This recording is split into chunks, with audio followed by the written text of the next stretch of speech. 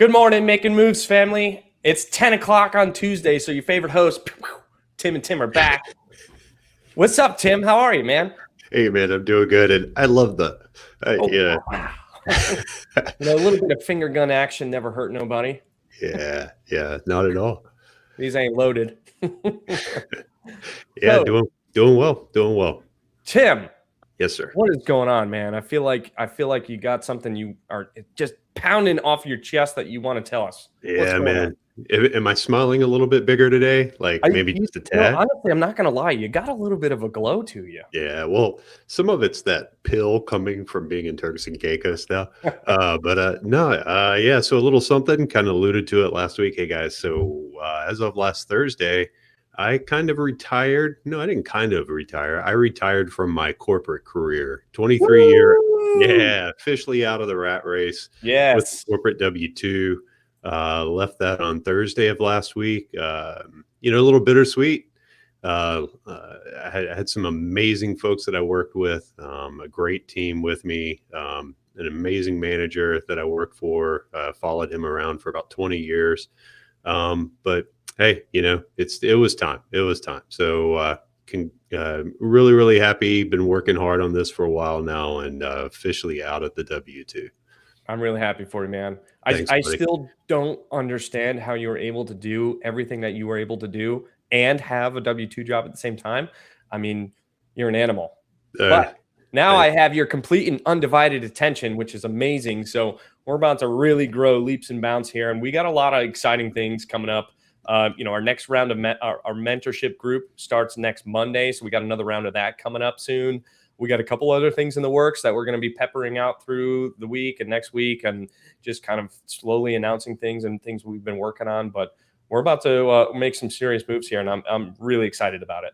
Yeah, and hey, maybe another little teaser here. Be looking out for maybe Making Moves is stepping up its game a little bit here, right? With the hair, With a just little the hair, with a just pretty nice look and feel, right? yeah, that's right. Yeah.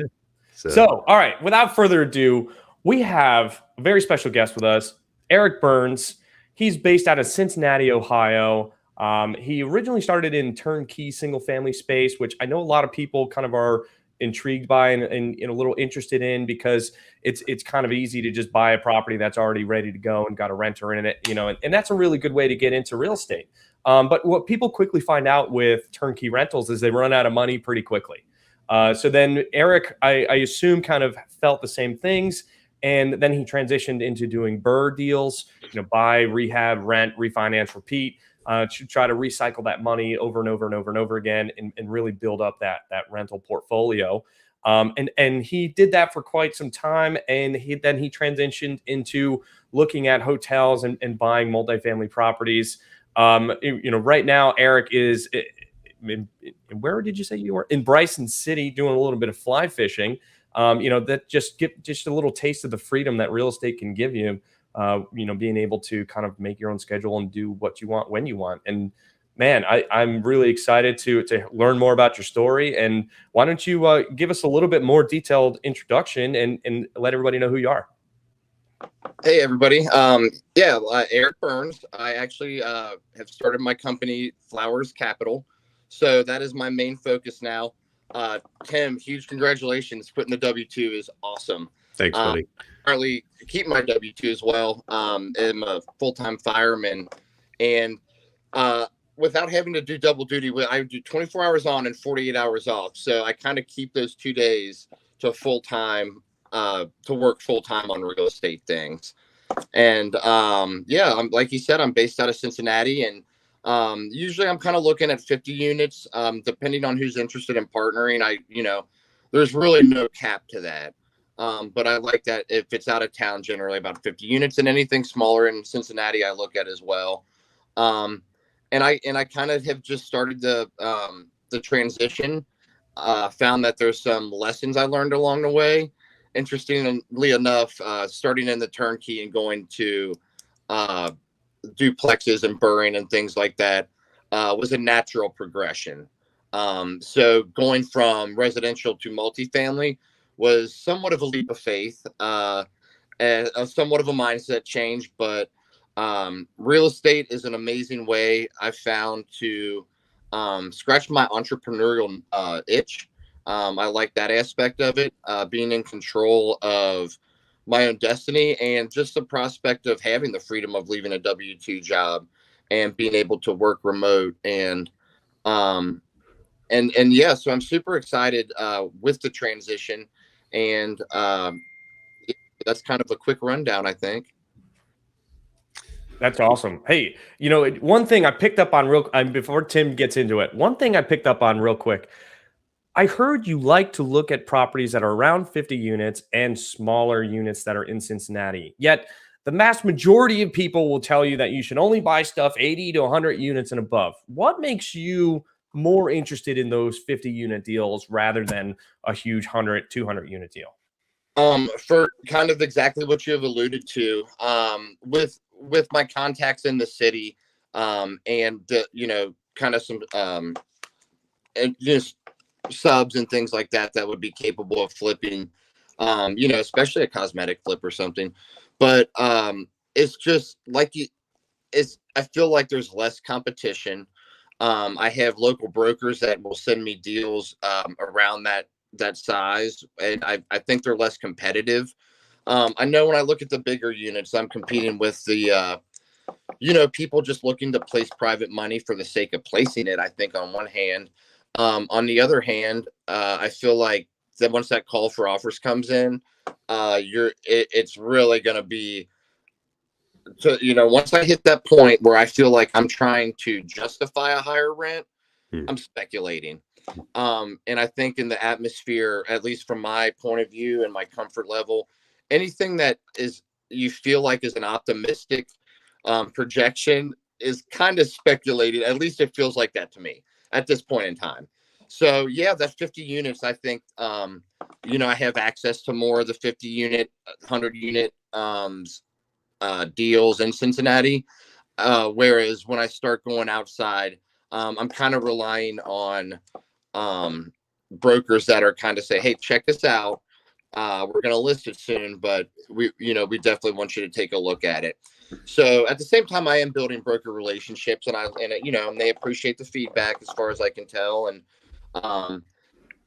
things like that. So, yeah, that's kind of why I would say 50 units in Cincinnati. Now, when I would start getting into Louisville, Indianapolis, Columbus, places like that, it's kind of like, is a juice worth the squeeze?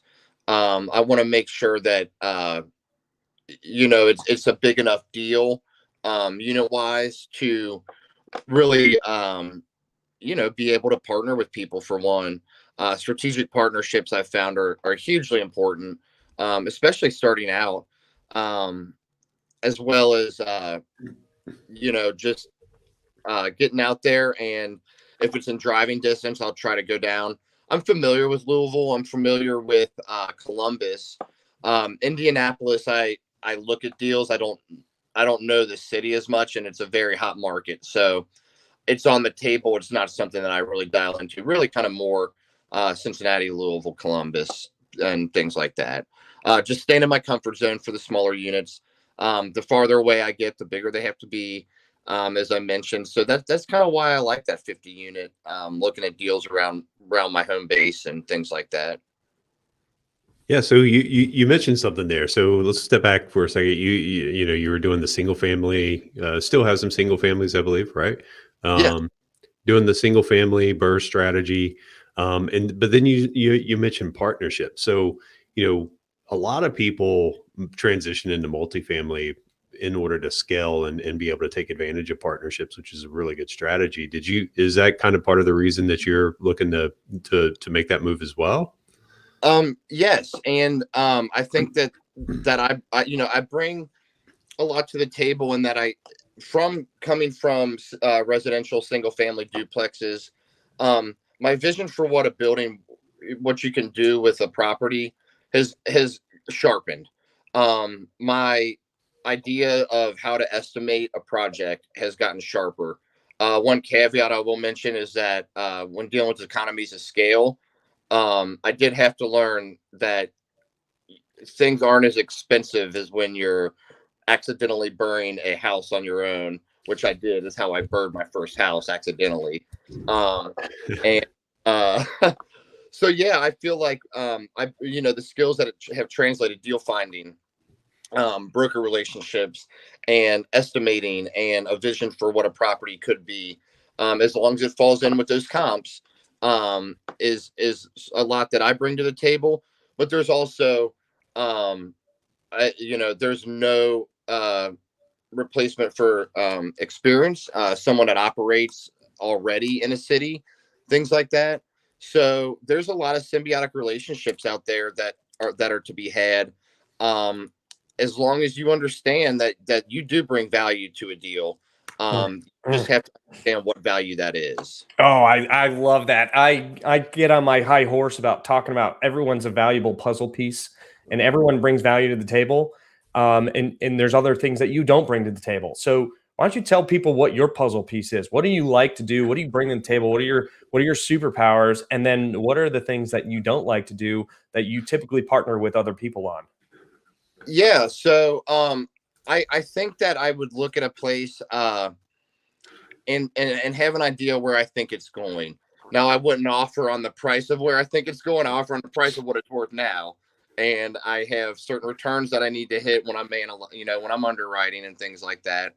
But definitely getting out and doing legwork. I still really enjoy the legwork, and so there's a lot of people out there, passive investors, obviously, but also experienced operators and syndicators that are just kind of, they have enough on their plate where they don't want to drive an hour and a half, and things like that. So, I have 48 hours off after I work for 24. And I say, hey, what can I do for 24 hours? If you need me to drive and check this thing out, I'll do the legwork, and I'll scour for deals, and I'll talk to brokers, and things like that. It's a labor of love. Residential is still a labor of love, and I'll continue to do that just on a personal thing. And not necessarily push past to the point where I don't enjoy it. But definitely, and like Tim mentioned, I'm in Bryson City right now, and looking for a potential Airbnb, and things like that. So residential is still really fun to me, and multifamily is really exciting. So being able to get out and just get feet on the ground, and do kind of the analyzing that people don't always like care to do at a certain point in their careers. And the leg work is where I still I feel like I have a strong presence there, that I rely on just the pure enjoyment factor of it in a lot of ways. So Eric, I kind of feel like you and I may be a little bit alike here, man. Because like what I hear from you is like you walk up on a property and you just see options. You don't see a house. You see options, right? Like you're talking about. You're out in Bryson City, and folks, if you don't know, that's like deep in the western North Carolina mountains. You're getting out towards Tennessee at this point. Um, but you're driving around Bryson City looking for Airbnbs. You're showing up on properties looking for single family BRRRR. And I'm really curious, how do you accidentally roll into a BRRRR on your first house? Like what happened there? okay, so this is kind of where I tell people, and I have people come to me and say, hey, how do I get into real estate? How do I BRRRR property? Like, should I just buy a turnkey? And it's just say, hey. It is not as scary as it seems right now, I promise. And I just have always had the right experience. If I hold myself accountable and really say, hey, where did I make a mistake? Where can I improve? I've had the right experience at the right time, and I've learned the right lessons along the way without getting burned in the process. Um, and same thing in multifamily. Anybody who's out there looking, the same rules apply in multifamily as it does in residential, in the sense that if you buy well, you have a built-in secondary exit strategy. So I bought that turnkey a number of years ago, and it was a college campus, UC. And I thought, well, I like that the vacancy is predictable, and that is why I settled in that area. I bought really well, at a great time, and I didn't put much money into it, and I recently just sold it just with the current conditions, and it was going to take some CapEx now. And so I just went ahead and sold it. So that first step seemed like the biggest thing on the planet. All of a sudden I have a set of keys at closing and I go, I'm a landlord and I don't know how to do this. All I know is I like construction and I like working on projects at my house and I can do a lot of stuff, but I don't know how to be a landlord. So I start asking all my friends. It just kind of, and it just kind of worked itself out. And I was lucky enough to have tenants come in that stayed for 2 years. They weren't the best. They were kind of party boys, which is fine. They were still nice kids. And so then I accidentally BRRRRed this place. I thought, well, I bought well on that. If I can get this place at this, this amount of money, and my wheels started turning. And then I thought, you know what? I might even be able to keep it if I did this and I write my numbers like this, and I got it for the price I needed to get it at. And I did the work myself, and it took a long time. And I was done. And I thought, wow, this worked out. I don't know how I pulled it off from where I started. I probably was in over my head and didn't care because I had an idea of where I was going to end up. So I kept plugging away. And so after this year and a half, renovation, I get on Amazon and I think, well, now I have time to finally get caught up on my reading. I really, really love, I love to read anything. So I'm usually got a real estate book open of some sort, whether it's whether it's just kind of an entry level thing. A quick plug is that David Green has an amazing book on BRRRRing properties. And that is the one I read just after I'd finished my BRRRR project, my first one. And I thought, where was my playbook 2 years ago? And it was kind of like, wow, like, yeah, I did kind of what he's saying. And I liked it. And I thought, I'm reading this playbook, and it's, like I said, it's a great book. And I thought, yeah, maybe I should have read that first. That's so funny that you said that, because it's very relatable. My dad is a contract, he works for UPS and he also does some contracting or whatever. And he bought a house next door to a property that he already owned. I think he borrowed the money from somebody in my family. And then he paid for all the renovations on a credit card, like Home Depot and Lowe's credit card. And then like a year later, 6 months later, whenever the work was done, he went and got a bank loan on it. Yeah. Bank of Grandma. Went and got a bank loan on it. And he's like, oh, I just paid off my credit cards and I paid off, who lent me the money and all this stuff. And I was like, Dad, you just BRRRRed that deal. Now you got no money into this deal. Go do it again. He goes, what? And he had no idea, and it's interesting to see that people can stumble upon those things because the principles are the same. Like, you understand that you need to be able to get your money deployed and then get it back. It's really, at the end of the day, it's the velocity of capital. The faster you can deploy your money and get the money back into your pocket and go do it again is how you start compounding and building that wealth on top of each other, on top of each other, on top of each other. And the name of the book that Eric had mentioned was the BRRRR book by David Green. You can find it on the biggerpockets.com, their store. But yeah, it's interesting. It's always it's good to hear their story about how you accidentally BRRRRed a property. Yeah, it's funny how we stumble into this real estate stuff sometimes. Even I even hear stories about guys who it's like, well, I was doing this on my house, the house I live in, and all of a sudden I realized, oh, I finished this and I could pull some money out and go do something else. And it's like, that's it. You just house hack, BRRRRed your house. I was having a conversation with somebody about that recently, and it was on returns. And it was like, if you bought a property and you made a return that made you happy, did you do a bad deal? No, because you met your needs, right? Like if you wanted a 10% cash on cash return, right? And you bought that, does it matter what you paid versus what other people paid? And when you start adding more information into the equation, that's when people get analysis paralysis, because they're like, well, I paid $400,000 for this house and it's going to give me, 10% return. Yet Billy Bob down the street bought his for 380 and he's getting 11%. Now I did a bad deal. It's like, no, you didn't. You set your metrics, you underwrote to them, and now you got what you wanted. Now maybe you know a little bit more and you can, do a little bit more research and figure out that you could get a better return, but you didn't do a bad deal because you got what you wanted. And the whole conversation was just around sometimes the more you know, the less decisions you're willing to make because it's just too much information.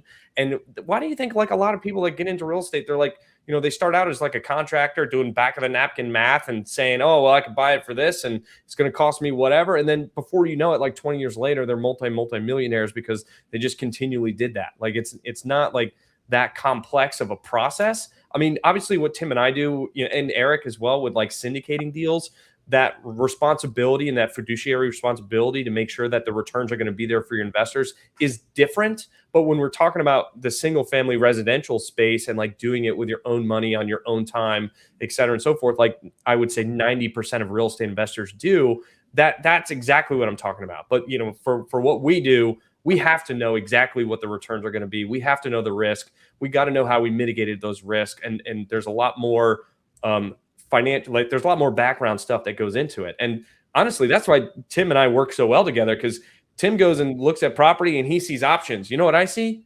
Numbers. I don't see any options. All I see is numbers. He starts talking about what he wants to do, and I tell him how much that's going to cost and if we can fit it into the budget. Because I know that about myself. I don't have that like creative ability. I kind of lack that. Sometimes I lack that spark of creativity. Like if somebody else plants the spark, I can complete it from start to finish, but I lack the spark. And Tim, you have so much spark. No, thanks, man. Yeah, Tim, when I was doing the BRRRR properties and even residential, my goal was to have a cash flowing property. When I was finished, clear all my debt, hopefully walk away with a little extra in my pocket. But that was my goal. So I didn't focus on those return metrics as much because it was a place I was keeping. So that was kind of just one of those things that just clicked for me. And then when I got into the metrics side of really evaluating deals and returns and things like that is when I really took the deep dive. Really kind of went back on my degree as a finance major and and I understand how money works and the leveraging and things like that. But at the same time, those metrics are much more important when syndicating a multifamily deal to preserve the investor's capital first and foremost. And, you want them to be comfortable with returns that you've conservatively underwritten. So those metrics become a lot more important to me. Yeah. So for anybody who has analysis paralysis, you can kind of dial it back a little bit on residential. And I think that's why people build up like that and transition naturally, is because all of a sudden they say, okay, like my comfort level has increased to the point that I am comfortable doing this for someone else. And I'm confident that I can preserve their capital at the very least. Crazy times that I'm not a macro economist or anything, but it is a bit nerve wracking. And, there's nothing wrong with taking a breath, in my opinion, for me personally, taking a breath, continuing to underwrite in the manner I do. And when I hit that point where I feel like I'm trying to find a reason that it hits a certain rent, I'm speculating, I walk away. And so I don't bring deals and I don't share deals with potential partners or anything like that. I do have a coach and a mastermind that we look at them together. But at the same time, it's kind of an exercise in just the process and getting another set of eyes to make sure I'm not missing anything, missing a vision or missing a huge spot where it's mismanaged or something. But generally, that's why those metrics are important when I made the jump. And that what you just said right there of having another set of eyes or even a collective group of eyes to look at your deal and poke holes in it. That's exactly why in our Discord channel, we do a weekly deal review. we review the deals, we talk, like, you're the expert, you tell me exactly what's going on, and all I know is numbers. So I can poke holes in your deal and I can check your numbers and make sure it makes sense. And I mean, I come from a finance background as well, so like I can feel when numbers don't work right, and I don't know how to describe that. It just doesn't feel right.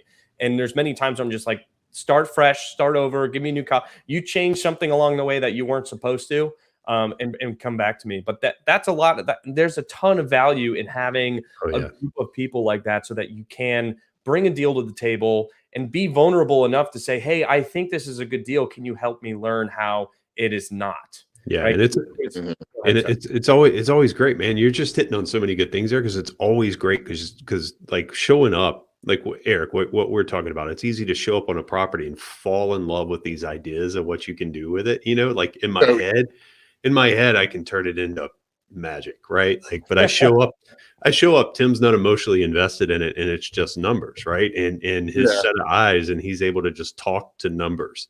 we're Because kindred spirits, we're dreamers. yeah, Yeah. yeah, yeah, yeah, 100%. But at the same time, like, and forget maybe even falling in love with the property itself. Sometimes, and don't folks, if you hear this and you're like, oh, maybe I do that. Don't feel bad because we all do. Mhm. Like Absolutely. sometimes it's easy to fall in love with that acquisition fee or like the potential cash flow or whatever. But having that kind of just that whatever objective third party looking at it, just saying, I'm not seeing it. The numbers just don't drive me where you're trying to go. Yep. And that's just so critical to making sure you're getting those deals right. Mhm. Yeah, Yep. and interestingly enough, when I'm getting feedback from brokers and guys that I've talked to, that I have a stronger relationship with, I'll say, and I'll ask them, I say, "Am I missing something?" And they say, "Oh no, you're dead on. It's just we're getting higher offers and we're not sure how Friday." And they're just kind Yeah. of like, you're fine. We appreciate your feedback. It's Um, so validating, isn't it? It's like, "Oh, I know I'm not doing it wrong then at this point." mm, And such a simple question, right? But it's such a powerful question, like that, because Tim and I do that all the time. Am I missing something? Like Yeah. here's my numbers. What am I missing? And just what you said, like so many times, that little phrase, that little question, opens up the door. Yep. Oh, yeah, and like you, Tim, I keep saying Tim over and over again for obvious reasons, but but also, you know, finding the metrics of where you're matching up what an investor wants and what their goals are, and so and at the same time looking and saying, hey, um, you know, we think if we add laundry, which I love to do in the residential space, I think it's just I've had so much less turnover because of things like that, amenities like that, and I always make them a little higher end. It's just kind of the way it's worked out, but to say, hey, I love the idea of adding in unit laundry. It's just a stacked, it's a stacked closet that no one ever uses anyway. That sort of idea. And say, I think we could get another $75 a month out of that. And then to say, hey, why are you coming in $50 a unit high? Oh, because I'm adding laundry. And they say, yeah, but you're also but then at the same time, you're adding $5,000 a unit and da da da da da. And say, okay, like how many times can I analyze this thing in different ways? So I'll start with the way I like with my vision and say, hey, where am I landing? And then I'll do it, just say, what if I do a lower grade finish that's appropriate for the neighborhood and leave out kind of those adding big pieces to the units and granite and want stainless better returns. granite and stainless are the first on the chopping block. Oh yeah, Yeah. for Yeah. sure.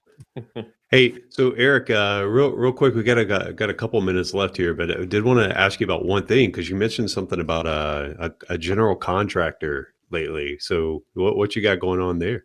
Yeah, so this has been definitely a pressure filled situation. Hiring a contractor or firing a contractor, I should say, is stressful. So, I definitely got into this project. We removed floors top to bottom in the bathrooms. We had to repair roofs. We had to, and I actually moved a kitchen from a back corner room into a second. It would have used to be the dining room. Nice big space. So I added a bedroom on each floor by doing that. It was originally built as a duplex, so it wasn't hard, as far as in theory. So I hired the contractor, and he came recommended by a very trusted friend, and it wasn't anything malicious. He didn't have the laborers, and he didn't have the subs in place, and he was in over his head.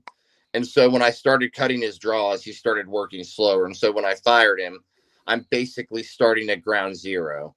And thank God I had written checks directly to some of the HVAC subs and things like that, because I don't know where that money would have gone had I not done that. So I swallowed a couple tough pills and learned a couple hard lessons. And it remains pretty stressful, at least for the next 4 weeks. And honestly, I might sell it, go into my secondary exit strategy and sell it.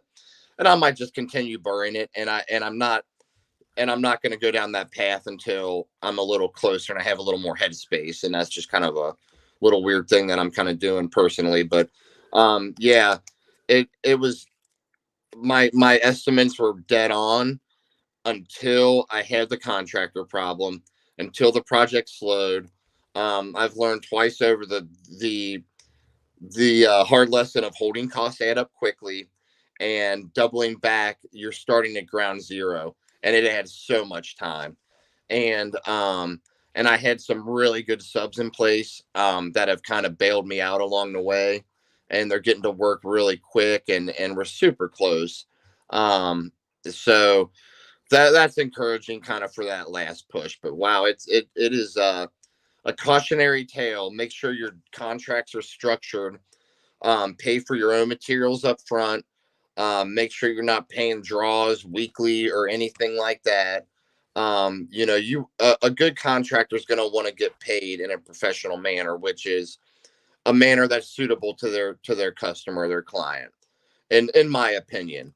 So the guys I hired a group that said, hey, we don't even charge till the job's done. You got to, and say, okay, well, I'm happy to let me pay, pay for these materials up front, which is definitely something that is a good thing for all parties. But to come back and say, hey, I am happy to pay you 25% up front to get started. And they say, no, it's a 2-week job. We're fine. And I actually met that guy just kind of in my neighborhood, bopping around town, and sitting at Starbucks, I think we were. And he was just kind of like almost venting to me about how aggravated he gets with just how contractors operate sometimes. And I was kind of interviewing him, and he didn't notice. And I said, he didn't know it at the time. I said, hey, I got this project going. Here's what I do. Would you be interested in looking at it? And so that was a nice, I picked up a good sub along the way. Fell back on a couple of my guys that have been that have been reliable for years, and kind of worming my way out of it is kind of how it feels. And super uncomfortable, super stressful. So beware. Yeah, dealing with GCs can always be an interesting experience. But man, I think one of the things you're hitting on there is when you find a good one, take care of them. Because man, they take care of you. They can be the difference between a deal going well or going bad. They really can. Yes, so true. Yeah. And then another thing, I mean, you kind of said you felt like you were wriggling out of it, right? And the way that I like to explain that is I heard it through one of my mastermind events. And any entrepreneur should have this. It's called the ANT mindset, right? It's like when you're an entrepreneur, picture yourself as like a line of ants, and they're marching towards wherever they're going, and then a can of soda falls on top of the line, right? The ants are either figure out a way around the can or over the can and continue back on their original destination. And, it's life and business is not that easy. And you have to be able to adapt and adjust and, figure out new ways to do things, because you can't predict every single problem that's going to come up. I mean, if you sit there trying to figure out solutions to problems you don't have, all you're doing is causing yourself stress and anxiety. So it's really pleasing to hear that you're just like figuring it out, because you have to, right? It's sink or swim, but it's not glorious at all. It's, hey, I got to do what I have to do in order to get out of this, and I'm still going to meet my goal of completing the house at the end of the day. So thanks for sharing that story with us. I think it's really powerful, and it's not everything is rainbows and unicorns along the way. I mean, you hit some bumps in the road, and you got to be like an ant. You got to figure out over it or around it and keep going. Oh, I totally agree.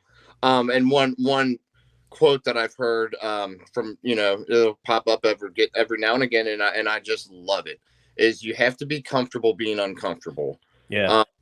The most pressure filled situations I've been in, this one included, I'm learning a ton, and I feel like I can go out and share my experience, especially with someone who's just getting into real estate, or they're not quite sure if they can transition into multifamily syndication and things like that, and say, hey, when you're uncomfortable, you're probably growing in ways you may not realize until you have the clarity of hindsight. But if you can be comfortable being uncomfortable and operating under pressure and stepping back when you need to step back and making the next right choice, you really can grind out work, and you can just stick with it and do that next thing, and really kind of power through to meet your goal, even when it doesn't feel like you can. Absolutely. Great. Very wise words. So, all right, Eric, we're out of time now, but thanks so much for your time. I really enjoyed your story. I think it resonates with a lot of people listening. How you started with turnkey and transition to BRRRR, and now you're doing multifamily, and thank you for your service as a firefighter. I'm sure the people that you help are grateful, are super grateful for everything that you do for them. So without further ado, Tim, do you have any closing remarks? No.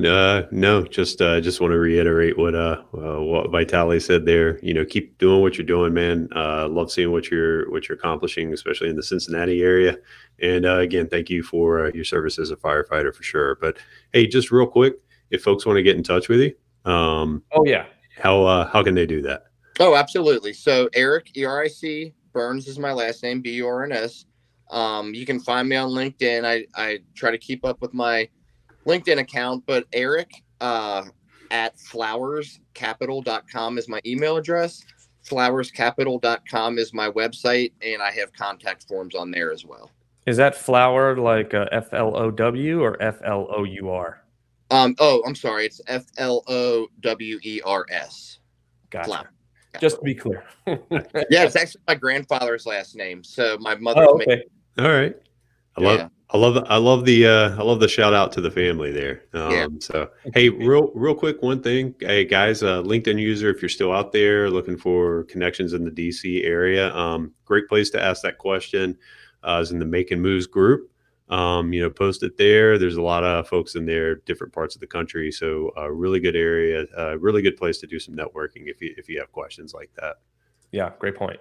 Cool. And gentlemen, thank you so much. This has been super fun. Hey, Eric, thanks so much. Talk to you next time. All right. All right. Great. Take care, Eric.